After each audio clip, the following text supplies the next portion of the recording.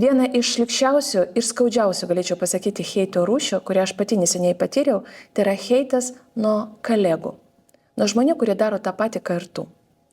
Nes heitas nuo žmonių, kurie slepiasi už kažkokios kačiukais arba anoniminiais avatarais, tu supranti, kad šitie žmonės patys bijo išlysti, patys bijo išreikšti savo nuomonę ir aš jau pripratau nekreipti dėmesį į tokią heitą.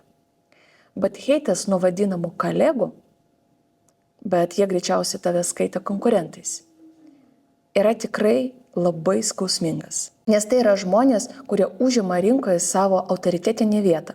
Ir, pavyzdžiui, kada tu kažką pasakai arba įkeli savo turinio vienetą ir sekančią dieną gauni turinio vienetą nuo tavo kolegų, kuris paneigia tavo nuomonę arba pasityčioja iš tavo nuomonės.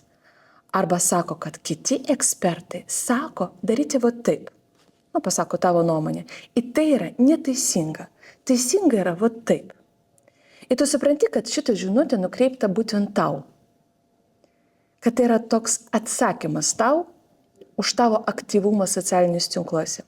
Ir būtent tokia heito rūšis labai dažnai stabdo mano klientus, kad išeiti į rinką ir pradėti savo veiklą. Ypač su mokymais. Ypač kada mes užimam tą tikrą rinkos vietą, dalį. Tai yra labai skausminga. Tokie heiteriški kolegų veiksmai man tiesiai sakant pačiai yra naujovė. Ir aš dar nežinau, kaip su to tvarkytis. Mane tai žeidžia. Ir greičiausiai įžeistų ir jūs. Bet vienintelį, ką aš supratau, kad aš nenoriu stebėti tokius žmonės ir nenoriu, kad jie matytų mano turinį ir šaipytųsi iš jo. Tai paprastas sprendimas – blok. Pasidalinkite komentaruose, ką jūs manot dėl tokių kolegų arba konkurentų veiksmų.